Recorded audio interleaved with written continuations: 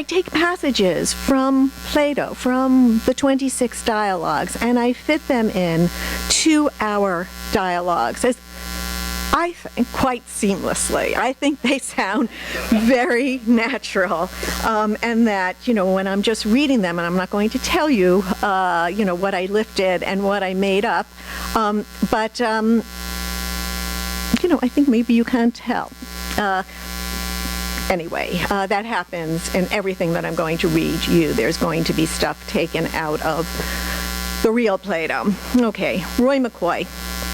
Okay, so they tell me you're a big deal in philosophy, Plato. I'm going to tell you up front, because that's the kind of guy I am, up front, that I don't think much of philosophers. Plato. Many don't. The term attracts a wide range of reaction, from admiration to amusement to animadversion.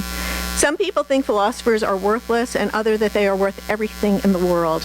Sometimes they take on the appearance of statesmen, and sometimes of sophists. Sometimes, too, they might give the impression that they're completely insane. I just have to tell you, that's from the sophist. McCoy. Well, I'm going to go with that last one. Just as long as you add that it's the kind of insane that makes right-thinking Americans the world over want to smack you upside the head. Plato, it comes sometimes to reactions even more violent. My friend, the best of men, was charged with the crime of doing nothing more than practicing philosophy as best as he knew how.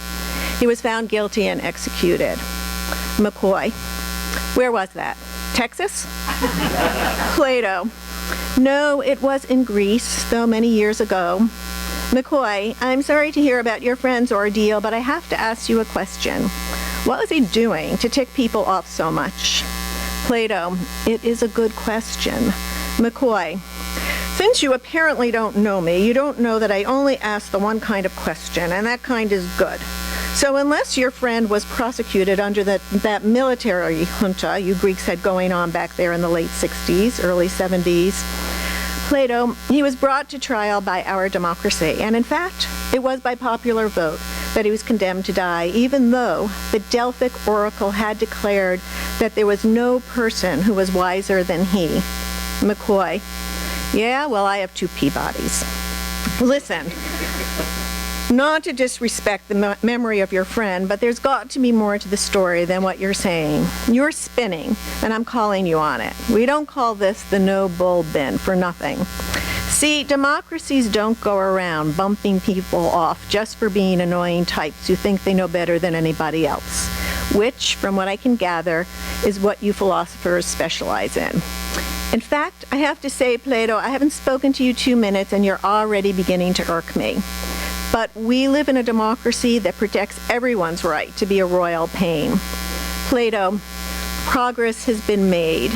McCoy, debatable. Plato, I am impressed by the progress. McCoy, then maybe your initial expectations were too low. Plato, maybe they were.